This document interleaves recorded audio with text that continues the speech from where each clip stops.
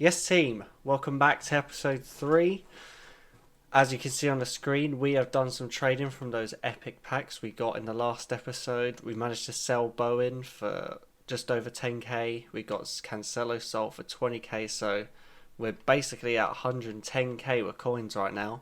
Packed another Pepe. He was untradeable, so he swapped the one we bought, and we got him in up on the transfer list. But as you can see, lots of silver and bronze players. He hasn't sold yet, so he's there. We're trying to get a bit more money for him. He's going for about 17.5, but we'll see if we can get him to go. We also have a Reggie ready to go, so hopefully there'll be around another 35k from them too. And then we can. I think we're going to go for a big upgrade in one position. I'm not going to give it away just yet, but yeah, silver players, silver packs, they've been the way to go, man. You can get, I mean, look, just one player there, 1400 coins. I think it's 3.5k for a silver player pack. But literally every player is selling, and more often than not, you'll get one that's worth at least a k or two. So they're worth it, and are also good for some of the SBCs. So you need them right now. That's why they're selling. Um, so if you get any, just send them free packs or something. Just anything you got in your club, list it up. They're all selling, just like bronze packs as well. I mean, they might be more viable, to be honest, because I mean, you only need two players to sell minimum price to get your money back, pretty much. So that's the best way to do it. Okay, guys. So literally, as I just came off of that, recorded that little bit. It's actually just hit 6 o'clock, and we've got a ones to watch fan vote. So I thought, let's see it together. What we get to pick. Let's see. I believe one's Thiago Silva and one's David Silva. Or do you know what? A one's to watch. I think David Silva's the guy that's going to have more of a chance to get an inform at any point during the season. So I'm just going to pick him. You get him for one game. We'll see you. I think that's a tough one. I think that'll be quite close in terms of who gets it. I also believe there's a new SBC live for Tonali. He is. Look, there he is. 77 rated for AC Milan. Now his card's a bit buggered, as you can see. But let's see, what does he require? 80 rated squad with one Serie A. I mean, we're going to do it. 80 rated. I mean, it's not that difficult to get. I'm not going to pump a bunch of money at this. If I have the cards to do it, I will do it. Yeah, if you're running a Serie A squad, he might be a player to get. I'm sure he'll get at least one inform this year. We ended up packing, on the screen as you see, an untradeable Pepe. Good news for us, we'd bought one for cheap, so now we could swap him out, we could sell him, we made a nice little profit on him. So happy days of that. And then after that, we had a couple packs. Can't remember exactly what they were from. But basically we got Perisic in a two-player pack, I believe. So we put him into the Tonali SBC that we saw. So we have Tonali ones to watch just in case that card gets a nice little upgrade. And then in the next pack, we got quite a decent player, as you'll see.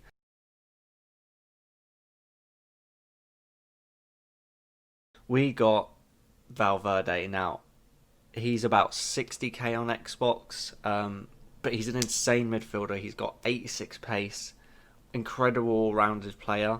And I thought, you know what, I need to get him in my team. So we were trying to figure out ways how to do that just before I went on stream. And then when I went on stream, we had our pre-order packs. And after that, we pulled something else insane. And that's basically changed how our team is looking. Can we get anything from this pack? How's everyone doing? How's your days been? Oh my god, it's a walkout. No. Oh, boys! Oh my days! Oh, I was not ready for that. Let's go! We're back in all the Serie A beasts. We got Inform Gomez from our pre-order packs. You love to see it. Oh, we got Mate, we might have to make a Serie A team at this point. We got Hakimi in there as well. And he's tradable. Oh my days! Alright, guys, so as you can see, after that insane pull, we decided to go out and make some changes. I just thought we have to try him out because he's so good. So we put him in the team. We got him a strike partner with Lautaro Martinez. We got Valverde in there. So we added in Angel Correa over Rodrigo. We're just seeing how he goes for now. Wasn't really vibing with Rodrigo. So we're going to play a few games with him, see what he's like. And we also have Fekir as well in there. The rest of the team has stayed the same. But, I mean, I've played a couple games with this squad already. And I'm telling you, it's good. Gomez is real nice. And, you know, we could sell him and maybe get a different few players and change our squad up a little bit more. But I'm liking this for now. The only problem is we got a few players on, you know, relatively low chemistry. He's only on 7. So, you know, it's not ideal. But we also have Valverde, who's on 7, Correa on 7. And Fekir's only on 6 at the moment. Went out and got Diego Simeone's manager just to get all those players up a little bit more chem. But, you know, we could see how Rodrigo goes. Just swap them in and out. See who's better. Because I think Valverde will go up to 10 chemistry there. So that could be the move. But we'll see. For now though, guys, we'll jump into the gameplay. I'll go through my custom tactics with you. The way I play in game.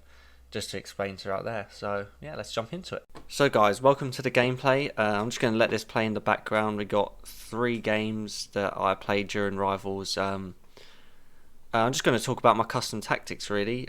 We play 4-4-2. I find it's just a bit of a meta formation at the moment. I think 2 strikers is definitely what you need, and with the 2 centre mids you can have one that stays back and one that goes forward. In our case we have Fekir that goes forward as he's a bit more of an attacking midfielder, and Valverde because he's so well rounded. We choose to have him in that holding role, and he can just roam around a little bit. We play quite aggressive, so when we lose the ball we want press after loss, because you want to stay up as far up the pitch as possible, and you want that ball at all times. So if you lose it in the final third, you definitely don't want them counter-attacking. So if you don't get the ball back immediately, that could be a bit of a problem. So that's why I have that on. And when we're attacking, we have it on fast build-up. We want everyone flying up that pitch as quick as possible. Pace is king. So with Koeman and Rodrigo, which we decided to use over Correa in the end because he gets 10 chem. And to be honest, I just found that he was actually pretty decent in the end. Correa, also a good buy, but I just preferred Rodrigo because he has that 10 chemistry and he felt just that little bit sharper. But yeah, basically you want them wingers flying up as quick as possible. Get the ball into to the far up the pitch as possible once you start, and that's basically it. With that, we have the right mids and left mids, as well as Gomez, who we play up front with Martinez. Get in behind. I chose Martinez to just stay balanced because just in case he needs to play through the middle, he'll come a bit shorter, and then Gomez sets off and the wingers set off, so you can always find an out ball with one of them. And I felt that was the best way to go. Let's talk a little bit about Gomez. He's a great card, man. He is just seriously tricky. He's so quick. You'll see a few times he gets in behind like so quickly. The only problem is he is a bit weak. So unless you do get the jump on the players, you know, he's easily brushed off. But boy oh boy, can he finish and can he just dribble around? You'll see a few times he's just like little movements with the RB dribbling. He keeps the ball so well, and he works really well with Martinez up front because he's a top finisher. We went 1-0 behind in his game, and it looked like we were going to get straight back. A nice 1-2. Gomez plays him in. That came up. That should be easy finish. Oh, and he bowled it.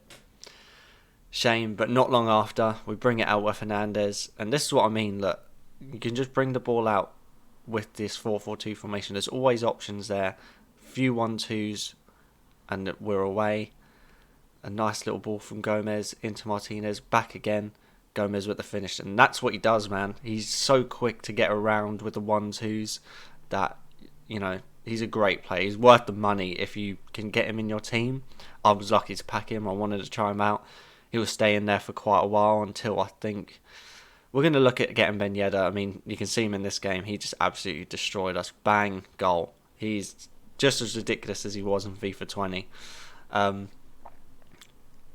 But I'm also looking into doing a different formation. So I have set up as my defensive one a 4-2-2.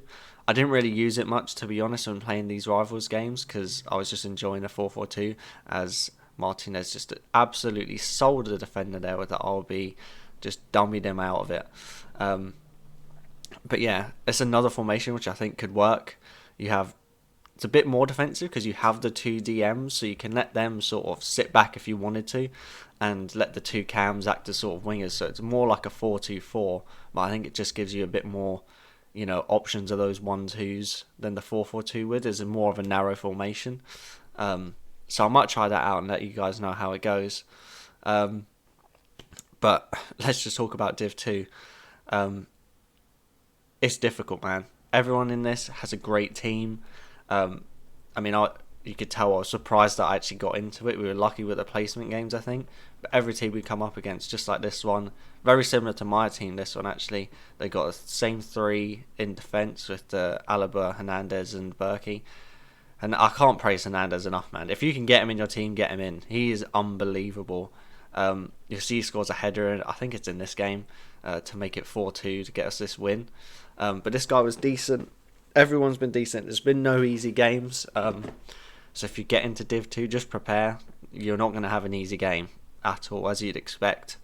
I think we're on about 1850 Rivals points, so we've won about 2 more than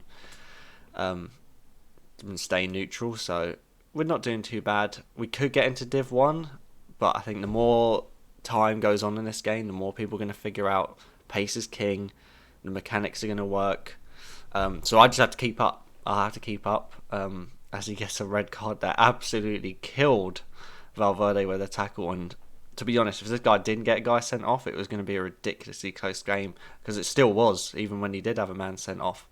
But yeah, Div 2, man, it's seriously difficult. I'm looking forward to Champs. I know how sweaty it's going to be, but I think this is a great sort of...